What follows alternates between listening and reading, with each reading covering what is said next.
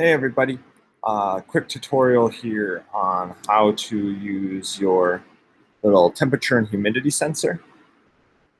So pretty simple.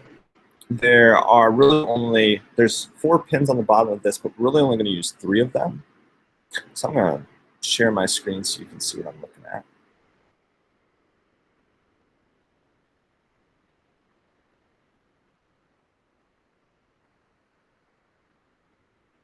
So this is what your sensor looks like. So if the holes are kind of facing you, working from left to right, this is going to be your power.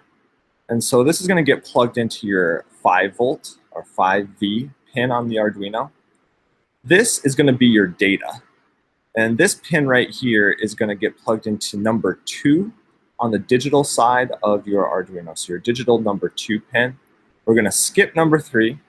And then number 4, this 4th one over, this is going to be your ground pin. So this is going to go to G and D. And that's pretty much it. You're going to put this into the breadboard. Ooh. And you need to be careful because you can easily bend these wires.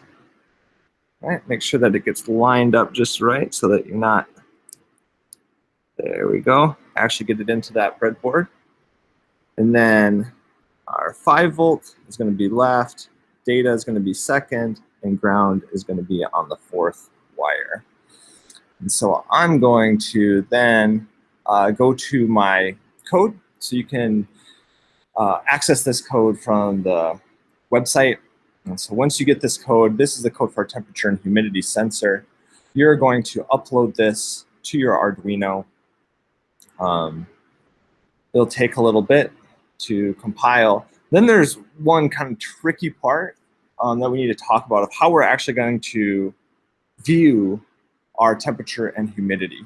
So right now, you can't see it, but my Arduino is using this temperature and humidity sensor to measure temperature and humidity in the room. But in order to see that, I need to go over here to my left side and click on this thing called monitor. So it's sending all of that data to my computer, but to see that, I need to open up the monitor.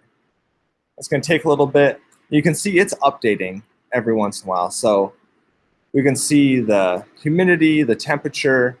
If I put my hand right next to the sensor, you can see that humidity starts going up.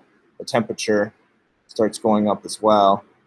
So this is, not super accurate, but it gives us a good idea of temperature and humidity. Take my hand away, and that starts to go down. And that's pretty much it. So good luck with that.